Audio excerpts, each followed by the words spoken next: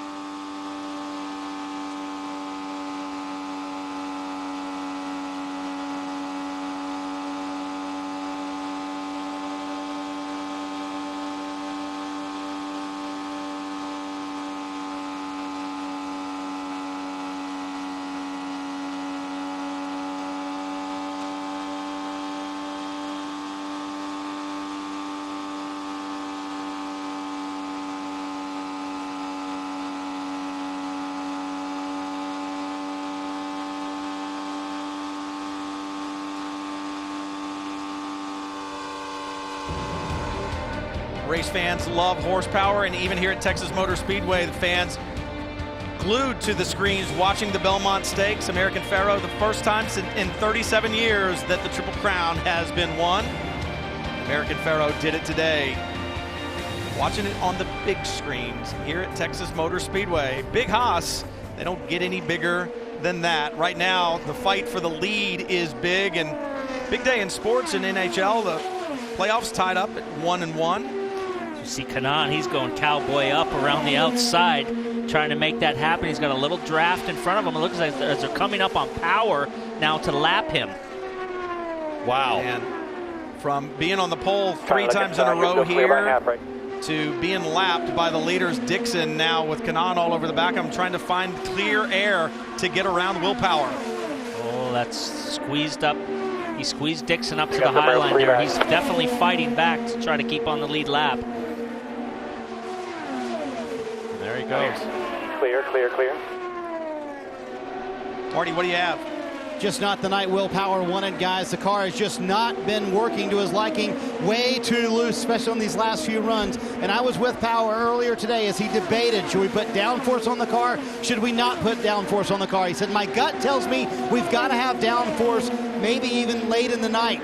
But he said, I'm going to go with no downforce. So I think that means, PT, maybe you've won this battle over Townsend. Slow down. Slow down. Really, I'm just stating it as it is. Maybe you've won. You guys watch Montoya and Castroneves. Now, Castroneves is a hybrid. If he wins tonight, it's going to be an even draw. You said when you talked with him earlier, he decided to go with what Montoya did. So he's obviously got Montoya in his head. He's copying everything that he does. And Montoya's still running all right, but it just hasn't worked for Power tonight. I know, but I'm watching the gap with Castroneves. He's taken about, I don't know, half a second out of each lap right now. And I think, Kevin, you've got Carpenter. Yeah, Ed pitted just a moment ago and climbed out of the car. I know it was a handful all night. Ultimately, what put you out? We lost an engine. So, fitting into the second race of our season, just, I don't know, we got to go home and get this figured out. I've had cars this bad in a long time, and I'm part of the problem because I'm not helping get a solution. So really disappointing, feel terrible for Fuzzies and the Hartmans and everyone that helps us do this because we're underachieving big time. Frustrating night for Ed Carpenter. They just don't have a handle on this new underwing and the aero kit right now. They felt lost all night. Well, these two guys aren't lost. You see Charlie Kimball in the 83. You ride on board with Ryan Briscoe. The battle for 6th. Dr. Jekyll and Mr. Hyde. Mr. Nice Guy out of the car, but the guy is a cutthroat, stone-cold animal inside the car. And these guys are side by side, wheel to wheel at 210 miles an hour. And Honda versus Chevy. Briscoe in Honda power. Charlie Kimball with a Chevrolet. You said it, Townsend. The Hondas can run well. The setup just has to be perfect, it seems. Well, I think it just goes to experience. I mean, here you've got a guy that is very, very strong at Texas Motor Speedway. He's got the knowledge to know, hey, I can make the high line work. It's bumpy, as you see. I'll tell you the difference is that Honda rear flap on the top of the wheel pod. That winglet bounces all over like crazy, much like we see on the road courses with the Honda front wing. And we know that Briscoe is running the most downforce of anybody in the field. So the Honda showing that it's carrying more downforce. It has power. Yep. It's got plenty of power. They've just got to get the balance sorted out from the aero to the mechanical side of the car, which is what they haven't figured out yet. Briscoe keeping Kimball pinned down to the bottom. You guys said that earlier. That's going to eventually wear on Charlie Kimball's tires because he's got to keep that car pinned down to the bottom. But how long can they run this way? Pinned down, you might end up being a pin ball if these two guys get hooked up together on the straightaway like that. And guys, we just talked to Ed Carpenter moments ago. Unfortunately, we've got to talk to his teammate Joseph Newgarden. Ed was out with an engine issue. Same for you? Yeah, I'm not really sure yet, to be honest. They haven't even been able to look at the car much, but we lost drive, lost something. So, tough night for us. I think as a whole team, we struggle a little bit this weekend, and this puts a cap on the struggle right here. So you have that, it's IndyCar racing. Sometimes you're gonna have bad weekends, and we definitely had a tough one, but we fought really hard with the whole CFH racing crew. We did everything we could, and just a bad weekend. So we'll roll on the next one, try and have a better one in Toronto. From what you could tell, will downforce prevail tonight, or the guys with no downforce on the cars? I'm not sure. We weren't getting a great read ourselves, but it seemed like all the Penske guys with not a lot of downforce on the cars were very quick, but then you could see the Target boys and the whole Chip Ganassi group are really fast. So I don't know. It seems like a mixed bag at the moment, but I definitely think Scott Dixon's been pretty good this weekend, so we'll see what happens. Just a shame we're not in the fight with those guys. Joseph Newgarden out of it tonight, boys, and Ryan Briscoe used a little bit of a pick, didn't he, Brian, to get around? Oh, absolutely he did, Marty. He used Graham Rahal to kind of wipe Charlie Kimball off, and it's put him out in front, Kimball behind. So Ryan Briscoe continuing to be impressive, up to 6th. See the two Ganassi cars still cycling around in the front. Castroneves now 4 seconds behind Montoya, 9.9. And these guys look solid, Townsend. Oh, no question. As they're working all this lap traffic, that higher downforce setup, definitely the way to go. But if this guy can hang on here, especially if there's a late yellow and they all go to fresh tires, he's going to be fast. Now look at what happened earlier. This is Castroneves on Bourdais. Bourdais just getting the left sides down into the grass on the tri-oval, and that can get away from you. Bourdais did that last night in practice here. We saw the same thing. Kimball now back in front of Briscoe. Returning the favor. I wonder if lap traffic factored back into the equation. What, that guy doesn't give up. He just keeps going after in it. the middle to get the free on exit. Briscoe saying he's pushing in the middle, but then he gets to the exit of the corner, and all of a sudden things loosen up. You want a car that's consistent. Give me something that understeers all the time or oversteers all the time. I don't want that mixed bag. This is how Charlie Kimball up top in the 83 gets around the gold and black number 5 of Ryan Briscoe, just around the high side. Obviously got to run. You can have a situation where that car coming around you, almost like a stock car, can pull the air around on you and loosen you up coming off the corner. But don't forget, Briscoe ran the high line for so many laps. Now he's running low. He puts that extra demand on the tires as we watch his hands. And there's that little correction mid to exit. Just enough to let Kimball get by. Kelly? Yeah, and as Kimball got back around Ryan Briscoe, the team came over the radio and said, we need this race to go green all the way. He's obviously very happy with his car. Before the race, he said a success tonight would just be getting the car back in one piece. Well, he looks to do a lot better than that, running well inside the top 10, which would be his best finish here at Texas. And we see Kimball, he drives with that steering offset to the right-hand side, whereas the steering, it looks like he's loose all the time because he never gets his hands turned over in the corner. I don't know how he does that because it's not the way I would prefer it, but it works for Charlie Kimball, and it sure is working well tonight. Graham Rahal on pit road again. You never know if you're loose. Yeah. Graham Rahal comes to the pit lane. Charlie Kimball having a good run out on the racetrack. Graham a couple of laps down. Plenty more to come from Texas Motor Speedway. 171 laps of 2:48 in the books.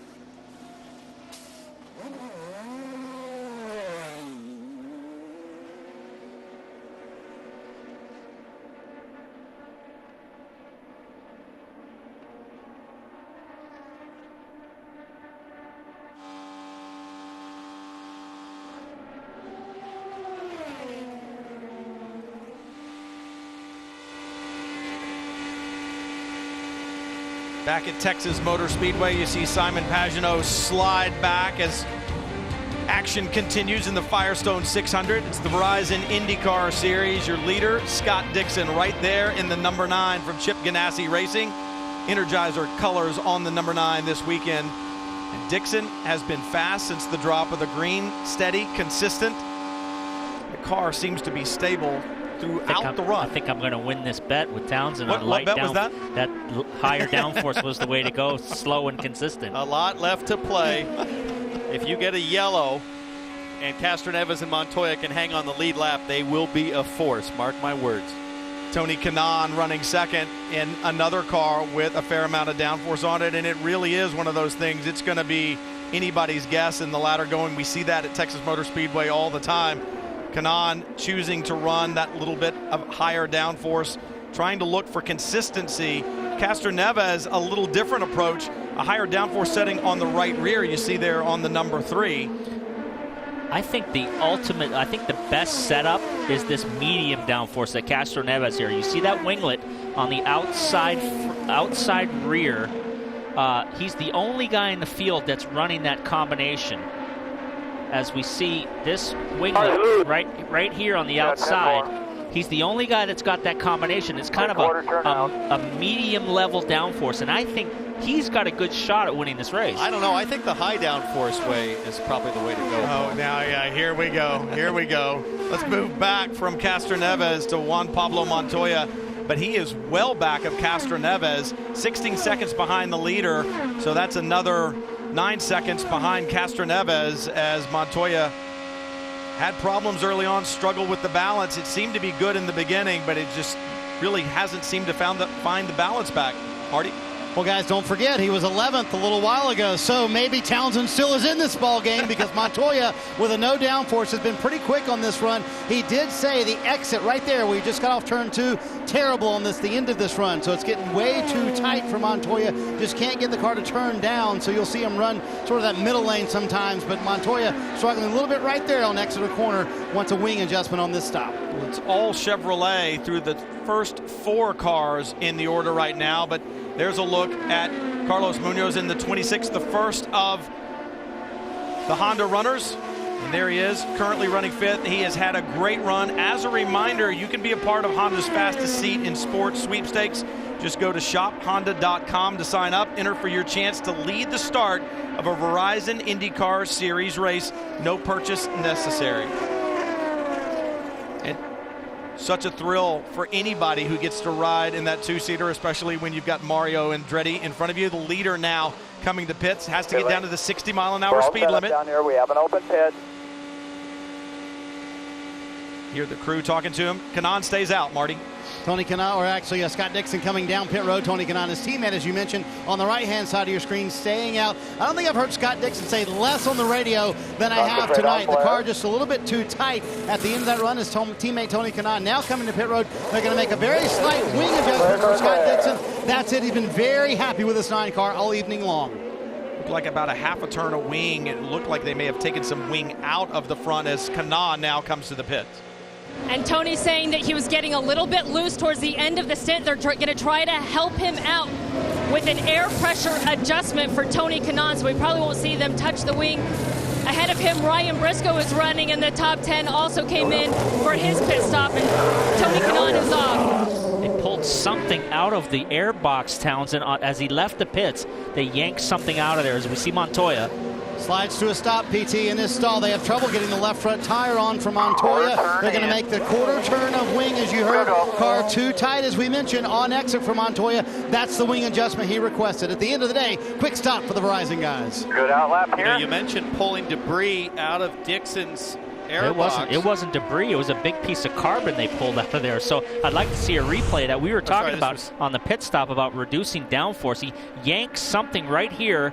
I think that's actually a cooling lever or a screen that is installed in the radiator to help with debris, but it looks like they pulled that out. Maybe they stacked 2 of them in case they get debris, they can remove it as Kimball now comes in.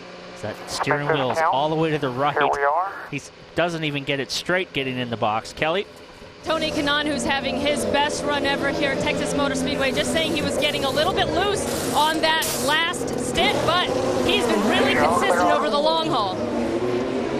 Good stop for Charlie Kimball as he comes back out. Now we find out where do these guys cycle through, as Castro Neves still has not hit pit lane. And you've got your sheet in front of you. I know you've been keeping up with all the pit stops. Looks like they're going to have to do one more. Well, that's right. I mean, Dixon pitted with 63 laps still left, and I don't think he can go that far on fuel. Certainly doesn't want to go that far on tires. Now you see the difference between fresh and cold tires and old tires as Castro Neves comes in the pit. That could have been a disaster right there. Big time. Got blocked just a little bit trying to get into the pits. Will Power down on the inside of him. Now Castro Neves will come in. Down to 60 miles an hour at the cones, and then a long run down pit lane. And you hear Roger Penske on the radio, quarter turn of front wing out for Helio Castroneves, who's been fairly happy with the car, especially towards the end of these runs. Problem now is he needs a little track position. Car just a little bit too free for Helio on that run. Watch the wing change. He's saying, watch me, Roger Penske on the radio. He tells him to go. Now let's see where he cycles out with Tony Kanaan, who's clearly going to get past him on the racetrack. Yeah, easily passed as Castro Neves just coming out of the pits, and Kanaan flashes by well over 200 miles an hour.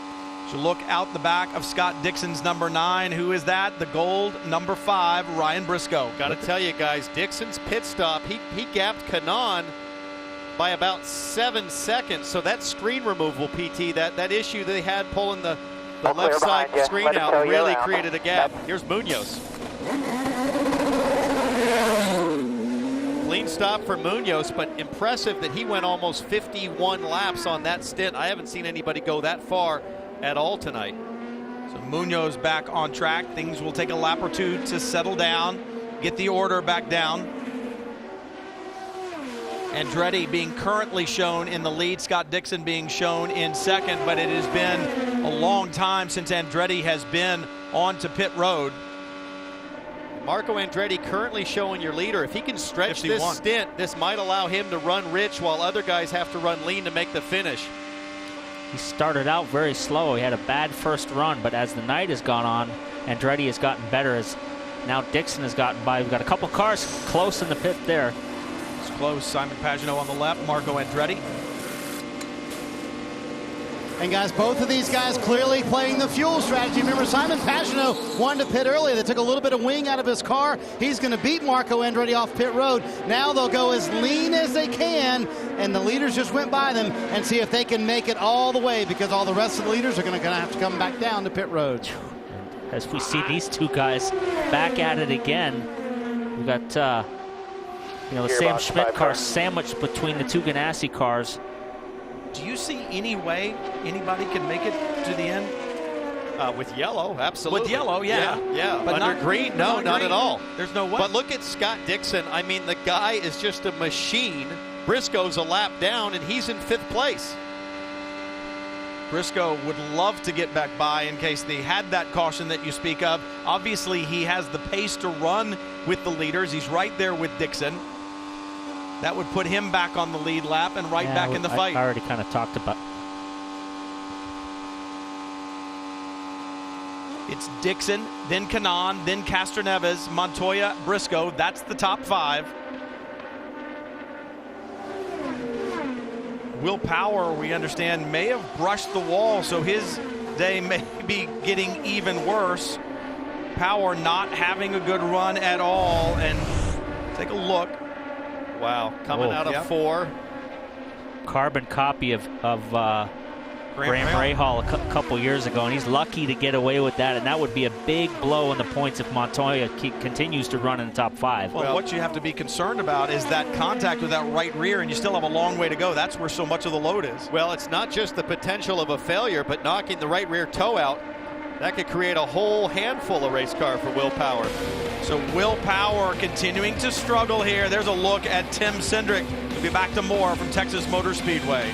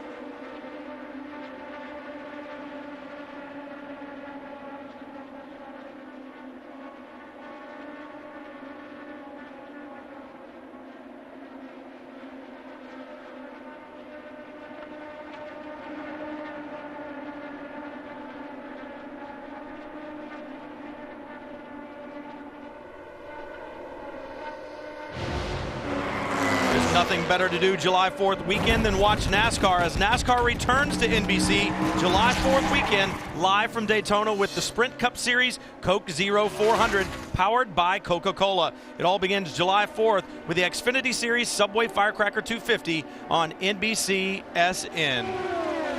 Gabby Chavez is in. Kevin? It's been a really good night for the rookie who comes in with a lot of confidence. He doesn't seem to be fazed by the challenge of this. He said, I simply just don't think about it. I go. He has fallen a lap down, but to be running in the top 10 all night, your first time here, is a really good night. He was so consistent last night on 20-lap runs. He was the third quickest driver over 20-lap runs. And as a rookie, he's doing exactly what he needs to do. He's turning the laps and he's getting experience and he's staying clean. Watching Scott Dixon continue to lead the field around. If it stays green, though, he's going to have to make a splash. And that stop by Marco Andretti, currently running 8th, but he can, we think, stretch it on fuel if it stays green. Well, let me ask you this. You know how long it takes to change tires. Do you just set up your pit strategy with, we want to change tires and put fuel in it, and we don't want to be wasting any time back and forth, so we'll make sure that we pit while we're putting fuel in, and we'll be good to go. Marty? Well, guys, Marco said on the next stop, hey, I want a rear bar adjustment, and Michael Andretti, his dad, came on the radio, said, that was your last stop, dude. You're saving fuel for the rest of this run. So they're planning on the 27 to try and make it all the way to the end of the race. Same plan for Simon Pagenaud. He's going to try and stretch the fuel. Graham Rahal coming down pit road, and I think this sums up his night. Just a moment ago on the radio, he said, this is absolutely miserable. The car way too tight going into the corners, way too much understeer in the middle of the corner, and then it snaps loose off the corner. They've tried several things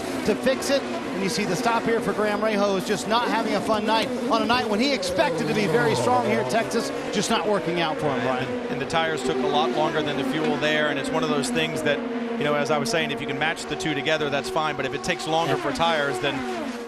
You see here Gabby Chavez going by Scott Dixon. If it goes yellow, all this strategy means nothing, because that is an example of how tires are everything at this track. If it goes yellow, everybody's coming to the pit lane regardless of what their strategy is.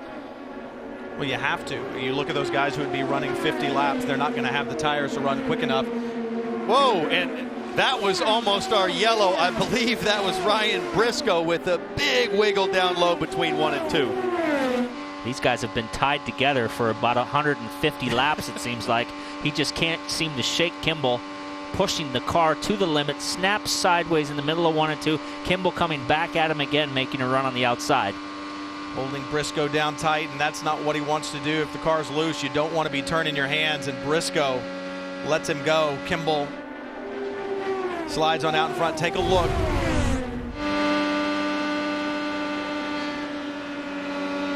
Ooh, his left front might have gotten over that white line, and you've got to remember, there's a, Brian Barnhart likes to call it a hinge point, where you get to that apron. That apron is essentially flat. And a big bump in the center of the corner of 1 and 2. You get on the apron on that white line and hit the bump, that rear end will snap out right from underneath you. Briscoe been running so close to the line and perhaps just got over it. As you said, it's 24-degree banking onto the flat, so that can upset the car. Question is, does he know what he did, or is he thinking, man, what just happened? No, he'll know. He'll know, because he's working that white line, but it's hard to tell where that transition is. I was surprised that he went back to it that aggressively. You have really, as you're sitting in TV land, you have no perception of how steep the banking is here. When you come in the tunnel and you look at the track, you look up, it's almost vertical. So it's just incredible, this racetrack, how steep the banking is. Scott Dixon out in front. Marty, what are they saying down in his pit? Well, let's chat with Mike Hull. His driver has driven a masterful race today. And Mike, how far can you make it on fuel? When do you have to stop? We'll have to stop. We'll sure have to splash unless there's a yellow here. So we're kind of racing against 3 Hondas that we think won't have to stop. So, you know, it's kind of like buying the acre next to your house. We're trying to make that acre up right now. You made him aware that the Hondas are trying to stretch the fuel. Well, there's 3 of them that are trying. The rest of them are on our strategy, so we'll just see how this goes. Mike Hull trying to buy the acre beside his own lot to make sure that no one beats him today. Scott Dixon has driven a masterful race, as we mentioned. They'll see if the strategy works out on their behalf as well. Scott Dixon's nickname is the Iceman, one of the coolest drivers out there, so he'll do as he's told. Well, what I wonder is if it stays green and you're Dixon, as we watch Coletti, Coletti just worked a chicane on pit lane. I think he got confused over who his crew was. Sorry, I lost it. Yeah, copy. Okay. Let's pit this lap. See what happened here as we watch a replay. Coletti comes to pit lane, loses the rear end. Wow. That's a nice save there. And I think that was the crew of James. That wasn't James Jakes, or that was his guys, as we watch Will Power now come down. To the marks. And guys, it has clearly been a very frustrating night for Will Power this evening. The theory here, get some tires now. You see the major wing adjustment for Will Power. Try and make up some time on the racetrack, but just not the night Will Power expected. So for Will Power right now, it's all about collecting as many points as he can, make the best of a bad situation, and that's exactly what he's trying to do as Scott Dixon continues to lead. The question is, will they have the strategy to get to the checkered flag? There are 28 laps to go from Texas.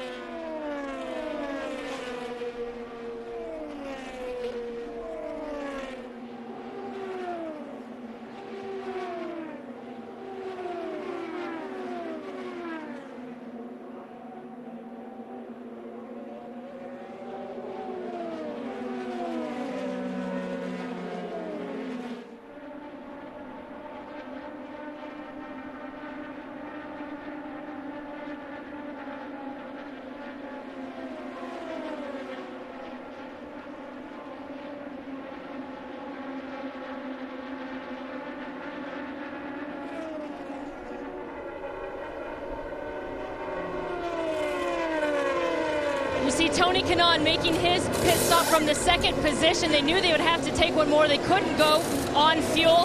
He's going to get 4 fresh tires. He hasn't asked for any adjustments, and it was a quick, clean stop for the 10. Kelly Juan Montoya coming down pit road was supposed to come the lap before, but they didn't communicate that correctly to Montoya. His car tight on this run as well. They're telling him to get the wing, quarter wing adjustment on the front. Car again too tight for Juan Montoya. I gotta say, Montoya's had a lot of issues on pit lane.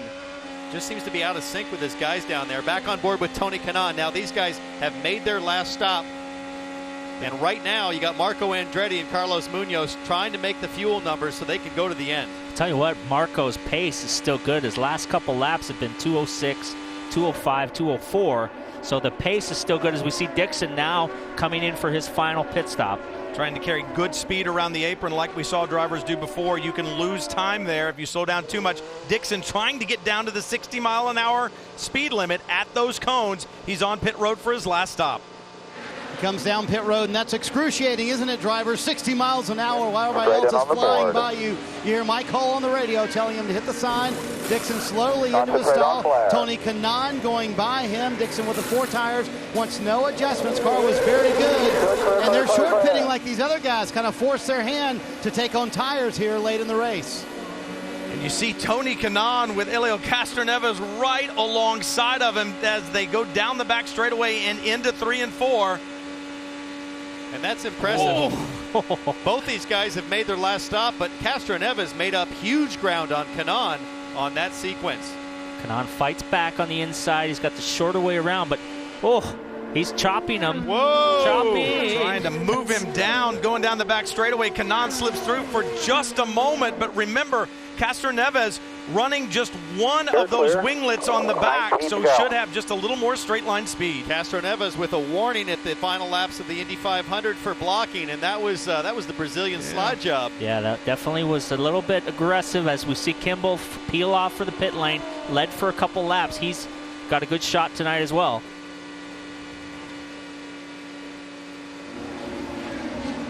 As Charlie Kimball comes in, he's having a lot of fun out there. We've seen those battles with Ryan Briscoe. At one point, Charlie came over the radio and said, I think I deserve an attaboy for that, and they gave it to him. And now they're giving him 4 fresh tires to go battle it out for these last 18 laps. And it is going to be intense over these last few laps. Ryan Briscoe there alongside Tony Kanaan.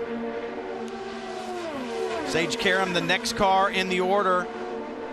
And Dixon, it looks like, on timing and scoring, came out ahead of Marco Andretti, who was a lap down. And Marco, we know, has to save fuel. So, wow, look at Sage Karam hang on as he slides up into the gray. And the speed difference between Dixon and Andretti is 211 to 202. So if it continues like this, that's almost game, set, match. Oh, for sure. Trying to save fuel here means going a long, long way, and the tires just generally cannot hold up to it. And that is exactly what's happened to Marco Andretti. He's got to go slow enough to save fuel, and then the balance will go away as well. And it's not just Marco, it's his teammate Carlos Munoz, who's also circulating at around 200 miles an hour, trying to hang on.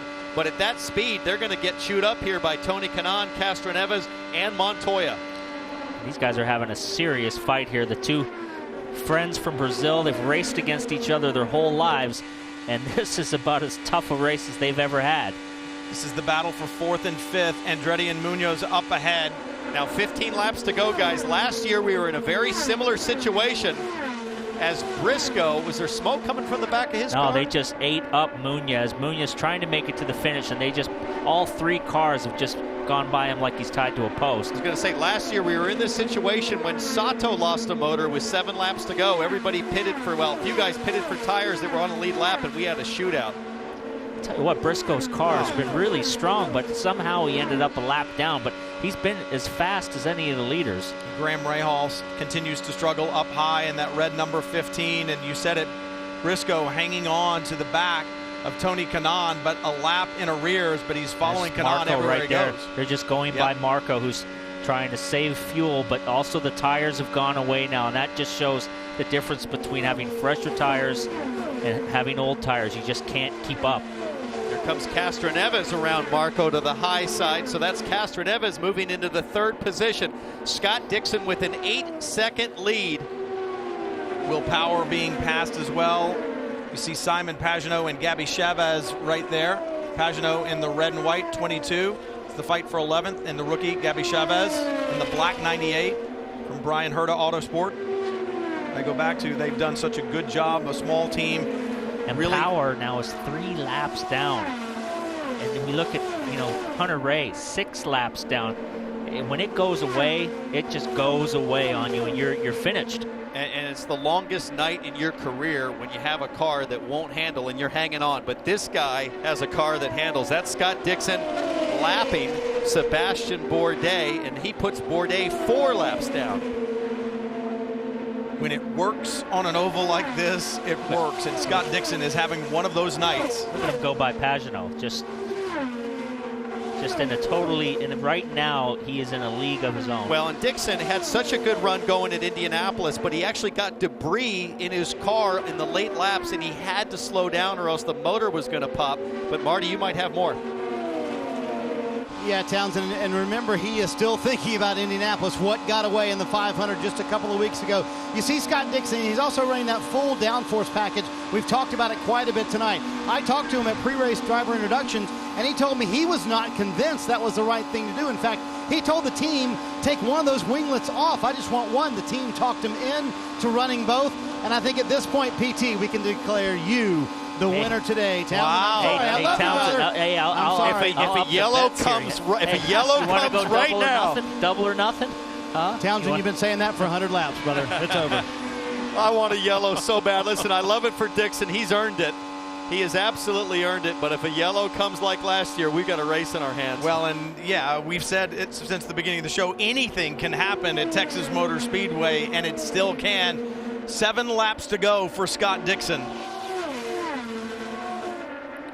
Well, it would be a miracle if it stays green for Kanaan to catch up. Checking that gap. He's got a 8-second lead now. They're running the same time, 2:09 to 2:09. Last lap, 2:09. Kanaan needs a yellow here to close that gap and do his restart magic, but right now, I mean, anything can happen, but right now, Dixon is in control. 8 seconds behind us. If a yellow comes, everybody's going to hit pit road and take tires because there's only 6 cars on the lead lap. Scott Dixon coming around to complete lap 242. 5 more laps, you hear the crew say, and they've kept him informed where the gap is. Back to Tony Kanaan, and there is Kanaan. Yeah, and I got to give everybody credit here. I mean, this has been an incredibly tough race, and there hasn't been one crash, one spin. A couple cars fell out with mechanicals, some with handling, but amazing that we've gone this whole race without an accident. So Scott Dixon, 244 laps down of 248, and at this point in time, he just wants to make sure that everyone in front of him is getting out of the way. Because you know that they're holding on to their cars right now. Oh, yeah. And that's, if you're Scott Dixon right now, you're just trying to minimize any probability for an issue. Every single car he laps here, he's studying their line. He's watching several cars ahead, several track lengths ahead. What are they doing? Who's loose? I don't want to be anywhere near drama. And look at Munoz, who was challenged. He's going to go the distance to, stretch that fuel and try to win the race. He's just been lapped now for the 2nd time. Be interesting to see. I don't know where Briscoe is, to see if Briscoe can get back past Munoz and Andretti, because he was running such a good pace. 2 more laps for Scott Dixon. Dixon with 1 win already this year. He won at Long Beach. Still has 2 laps to go here at Texas. And here comes Scott Dixon about to lap Marco Andretti, who we thought was in the hunt just a little while ago, but by virtue of having to save fuel, he's lapping at 198 miles an hour. And Scott Dixon, the white flag flies, and it's 1.4 miles and change for Scott Dixon, and he will have win number 2 on the 2015 season. It would be his 2nd victory here at Texas. He won back in 2008. Will Power flashes by. Scott Dixon, everything has worked for him tonight. The car underneath him, from the drop of the green all the way to the checkered flag. Scott Dixon wins in Texas. Good job, boys. Just a phenomenal run by Scott Dixon, and you got to give credit to the team because the car worked to perfection. My hand is out, Townsend. You can pay up right now. Pay up, sucker. I got alligator arms all of a sudden. Yeah, all of a sudden, arms very short. Kanaan with another great run. Castroneves, Montoya struggles, finishes 4th, and Marco Andretti finishes every lap so far this season. So a good season for Marco Andretti, but the win slips away. We'll be back to talk to folks right after this as the fireworks go off here at Texas Motor Speedway. You're watching NBCSN's coverage of Indycar, brought to you by DA Lubricant Company. Performance engineered lubricants since 1919. Visit DALube.com. And by Firestone, whatever you drive, drive a Firestone.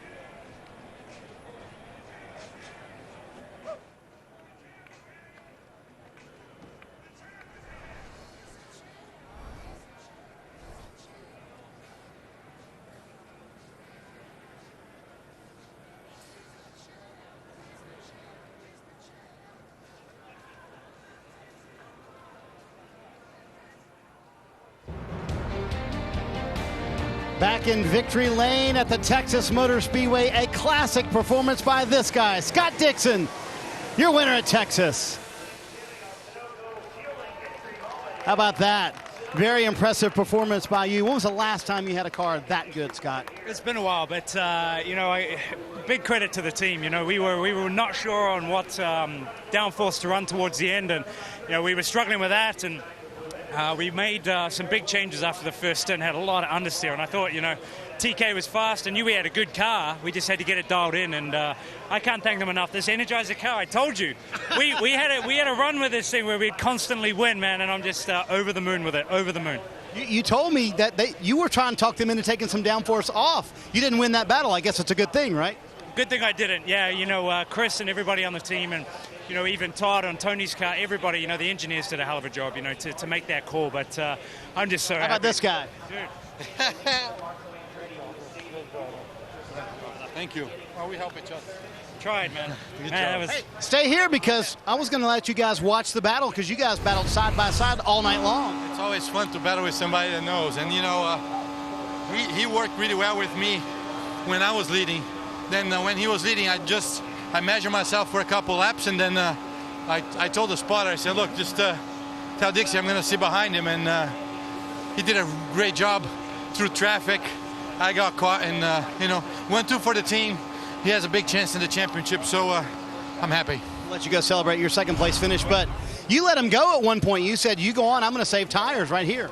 Yeah, we were trying anything. I think the first part, I didn't have enough to get around him, so I was trying to push him to break the gap to, the Penske cars there. But once we got to traffic, and once we got the car dialed in, man, it was just really good. So I'm stoked. It's so fantastic to have the Energizer car in victory lane again. One more thing about your pit crew. It seemed every green flag stop, you gained time. Did you notice that? Yeah, they've done a fantastic job, and in those things we were making changes all the time. I think that was the biggest thing for the night.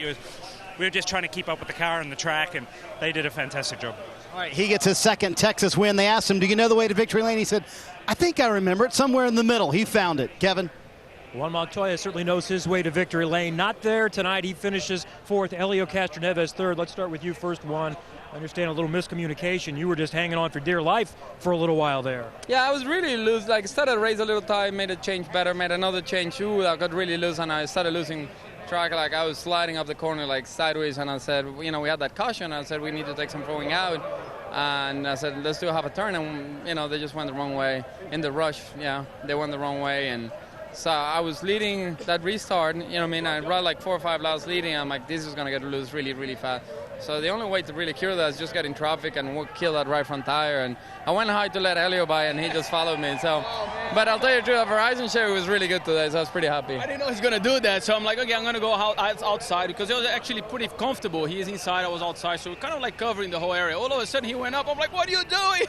And it took an acid out passing us, but I understand that he had an issue, but it was too late. Thank God nothing happened. It's great to run with drivers. I mean, respect. You give it an inch. You give a very small inch, but it's okay. I felt comfortable running right now like this than actually 12 with the guys in Indianapolis. Look, we all together, we all giving a little bit of space. Yes, I know it was close, but in the end of the day, we have understanding what's going on. I think we respect each other. I think all the guys that run in front understand what it takes. And, one thing is being stupid, another thing is being aggressive. I think we're all really aggressive. But we respect when somebody goes high, that's your lane, you know what I mean? And I think the young guys need to learn that a little bit, but that's what it is. Helio, you've been here more than anybody, and you were here back in the early days when everybody was running together. Do you think we found the package that suits this track the best right now? Yeah, certainly with the way that the Firestone tires are going, we started pretty good, and the night comes in and getting more downforce. Everybody's getting comfortable in the car for sure. This is the first one that everybody understanding what is the aero package going to do. Now that everybody knows, I tell you what, something might happen in the future that probably everybody going to go with more downforce, and then it's going to be really challenged. But in the end of the day, still tire degradation. People don't realize that. For example, Juan Pablo was completely clear or a lot less downforce. I had in the middle. The Ganassi has a lot. So it still ended up a very cool race, and I think so. I think we'll keep going, and AAA machine was good. Really good show. Thank you, Helio. Thank you. Oh, and my man, Michael, drink your Opus One over there, my man. Third for Helio, fourth for Juan Pablo Montoya, Brian.